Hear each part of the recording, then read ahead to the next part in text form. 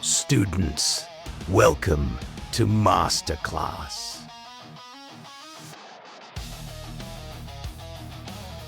Produced by Victoire. The Masters of Wrestling gives a special thanks to Mr. Jesse Hernandez.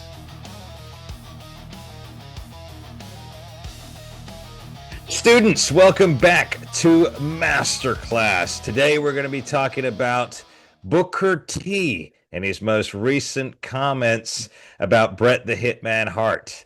I am one of your co-stars, the Master, Emir, along with my co-star, all the way from Canada, the Bodacious Suave, ladies and gentlemen, Matthew Jacobs. Pleasure's all mine, Amir. Thanks for having me there, pal. Yeah, likewise. I always say the pleasure's all mine, likewise, too. You know, two of the top guys you're going to find right here on the Masterclass. Again, I want to say again, Matthew, my most favorite co-star ever of all time here on the Masterclass. It's got to be you, sir. What about your favorite Canadian? What my favorite? You are my favorite Canadian. Oh, are you referencing? Well, I thought I'd be your favorite Canadian out there, besides Bret Hart. Yes, there's a few of them. Of course, my other co-star over on the Café de Rene Dupree, our dear friend, of course. Okay, I'll let him have one. Okay. All right, before we begin, ladies and gentlemen, smash the subscribe button. Hit the likes, share with your friends and family. We have a brand new goal. I want us over 10,000 subscribers by the end of 2025, so we need your help in order to do that. You help the algorithm push us out there. We will be more than happy. Also, Matthew, we're going to be going live through the month of December.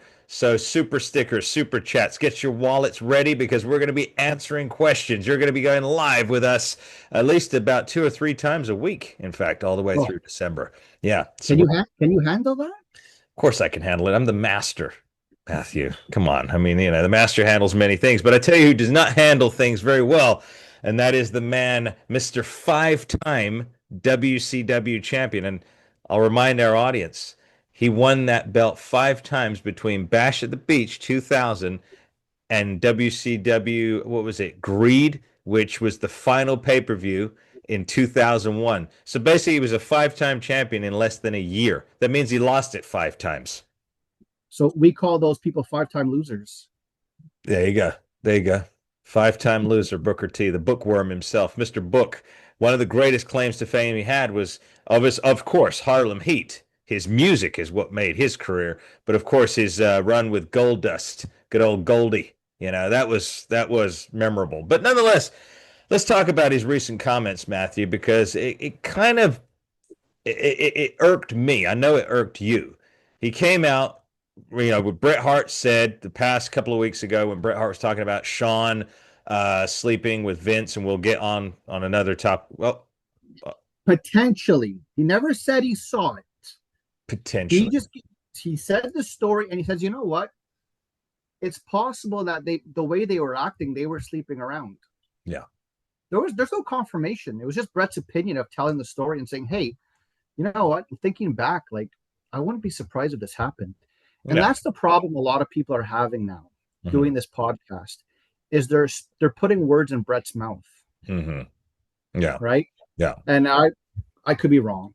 But maybe Mr. 5-time and others, and don't want to mention Monty Farrell's name, but you're probably all just doing this just for ratings.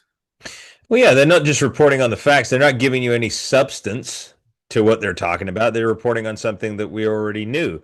But I think the problem that Booker is making is he's saying that this is going to damage Bret Hart's legacy. What?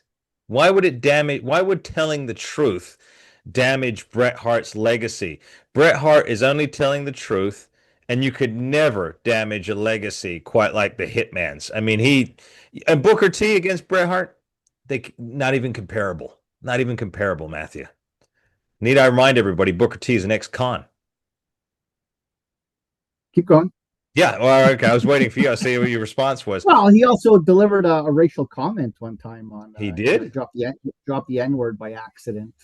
Whatever, it happens. Yeah, on national TV and WCW, he used the N-word. Yeah, it happens. Not the end of the world. But yes, he did have a salty past. Mm-hmm.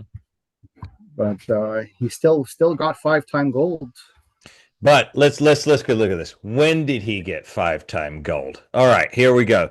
WCW was hardly at his peak. Okay, it was hardly at his peak when he got the titles there. It was during our dear friend Vince Russo's reign. Matthew, can you hear me? You good? Yeah. Okay. He won the belt at a time when the true champions were no longer there. It was a watered down WCW. I'm not taking anything away from his athletic prowess. I'm not I taking. am. You are? Okay. Deliberate, No, please.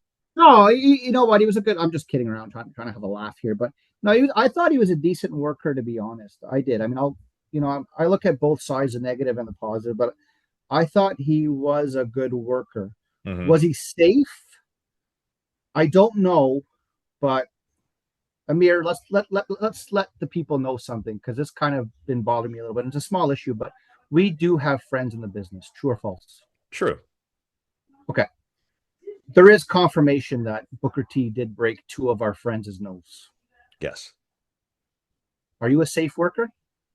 If he's broken the nose once, I'd say it's an accident. Twice, that's sloppy right there. Yeah. Yeah. Right. So I don't know if he's safe, but I mean, I thought he was a good worker. The spinner Rooney got over. That's about it for me. That did, but I mean, looking at your hand, shaking your head like a nutcase, that really didn't. That to me, that was just that was comedy. I mean, it got over in some ways. Sure, he had some interesting runs, but I think for me, the original Booker T, Harlem Heat, that was gold. Okay, perfect tag team, everything was great there. Once he started moving into the singles in WCW, and then of course, who could ever forget GI Bro? I mean, come on. I mean, once he started doing that, I don't know. In my opinion, he cannot carry a company, period. No, You know, no, no. I agree with you on that. Um, Trying to look a little deep here. Do you think I'd be curious to know what it was like backstage for Booker with the politicking of Hogan and Kevin Nash? Like, Mhm. did they? I wonder. I'm just curious to know what they would think of Booker at the time, because Booker got the belt, right? But Yeah. that was a decision by Russo. Yeah. But if they were running the show, do you think they would have squashed Booker and no chance and this and that? Of course, 100%. Because Yeah. Booker, like I said, for everything, again, and I want to state it again to our audience, our students that are learning here with us, um, it doesn't matter about your athletic prowess. It really doesn't. All right. And I've had it up to here with hearing about athletic prowess and stuff. If you're not a good character, if you're not a good communicator, if you don't have a marketable design to whatever you're trying to project, you're not you're not going to be carrying a company. And I think our dear friend Vince Russo is very, very right about many things. He's a tremendous mind. At the time, I disagree. Booker should have never been in the main event picture, ever, not at that time. Would you say it was trial and error? Yeah, I think they were trying their hand to try and bring in someone who's a little bit younger than Hogan, Nash, and all them. um I'm curious about this. I never asked this ever. mm, You know that band-aid Booker T wore over his nose? yes. Was that a way of just trying to stand out and be different? Or does he really have like a deviated symptom and trouble breathing? He may have done. He may have back in the day. I know, we can suffer from it. It could have been a marketing, it could have been something to just add a little bit of a difference, make him look a little bit different or whatnot. But again, little details like that aren't going to make you a main eventer. In fact, correct me if I'm wrong. In the WWE, now I know he had one title run in the WWE, but he wasn't really ever constantly in the main event picture. He was always a mid card guy or a tag team guy. I'll tell you a true story. This is true. This is 2003. Huh. I was 15 years old. Mm. Christian was my favorite wrestler. Okay. Okay. And he was the Intercontinental Champion. Mhm. And Raw was here in Montreal, and Booker T beat Christian for the IC belt. Okay. And that it ruined my whole night. It ruined my whole night.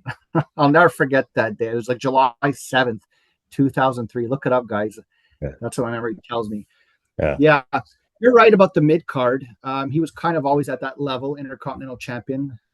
The King Booker, I don't know if that was considered main event status, but I thought that was kind of his low point. Yeah, that was kind of just more comedy. Stupid. Yeah. Yeah, with the British accent, King Booker. Like, what the hell is this? Yeah, And, they used him, but like, yeah, bringing us back, spearheading us into the main gist of today's episode. It's the whole issue I have with him is basically trying to put out there that Bret Hart's ruining his legacy. He's using his audience to try and sway people into thinking that Bret Hart is this menace or something like that. And I just wanted to get clear out there. Bret Hart is the true legend of professional wrestling. He is what he says. He was the excellence of execution. He's living up to that moniker of being the best there is, the best there was, the best there ever will be, just for his sheer passion for the business. And again, like I heard the other day over on Café de René, you know, Ace Darling was saying we need more Bret Harts in the business. We got too many clowns in the business that don't take it seriously. They take it quite like an acting job, and they have no more passion. Bret is one of the last few to have that driving passion. I don't see anything wrong with telling the truth. No. I don't. I mean, we all want an honest boss. Yeah. We all want an honest friend. Yeah. And we all want an honest husband or wife. Yep. Bret Hart's telling the truth. What the hell's the problem? And you know what? If you're sick and tired, because I'll be honest, I'm not learning anything new from Bret Hart no more. I've heard it all. I know everything. The screw job, the this, the politicking, the Shawn Michaels, the conversations. I know it all. But I'll still listen to his stories because he's a good storyteller. But you, whoever you are out there, if you're sick and tired of hearing the same stuff Bret Hart's saying, change your channel. There you go. If you learned everything like I did, don't give him attention and don't go on your podcast and say Bret Hart said this, Bret Hart said this. Yeah. Enough. Yeah. You're just trying to do it for ratings and whatever. And it's not Bret Hart's fault. It's the interviewer's fault. Yeah, exactly. Ask him a different question. But because Bret Hart had the most dramatic trauma in the company, Amir, name me, you're a master. You have a good memory. Yeah. Name me someone else who got screwed like that in the middle of the ring. I mean, screwed, but then compiled on top of that, all the tragedies he had outside of the business and with his family, nobody. Not to that level, not to that magnitude. So it's so easy to ask Bret Hart these questions, right? Hey, Bret, let's relive the screw job. What happened? What happened? Bret will talk about it. Nobody asked Shawn Michaels about it. You know why? Because he runs away like a little mouse and can't remember any of it. Well, speaking of Shawn Michaels, I think that's a great one to leave this episode right here. Ladies and gentlemen, you want to smash that subscribe button because Matthew and I got another hot topic involving Shawn Michaels coming up. It will be airing probably the day after you see this video. We want to thank you all. We want to encourage you all to write us. We want to hear your comments. Don't be afraid. Don't be a Shawn Michaels. Give us your comments. Give us your feedback. Even if you got something negative to say, we'll read it. We may consider deleting it, but we'll read it nonetheless. But be transparent with us.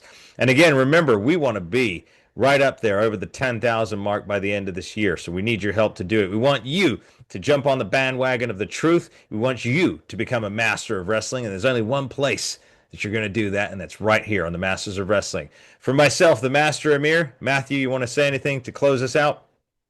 Salut et bonsoir. Oh, yeah, c'est très bon. Salut et bonsoir. And we'll leave it at that. Until next time, everybody, God bless. Fans, the time has come for you to flex your appreciation in style. The Masters of Wrestling delivers the most truthful pro wrestling content week in, week out. And now we want you to show your support wherever you go. Power and Glory, the podcast t-shirts. Order yours now. Styling, the podcast t-shirts. Order yours now. To order your t-shirt and for shipping information, use the email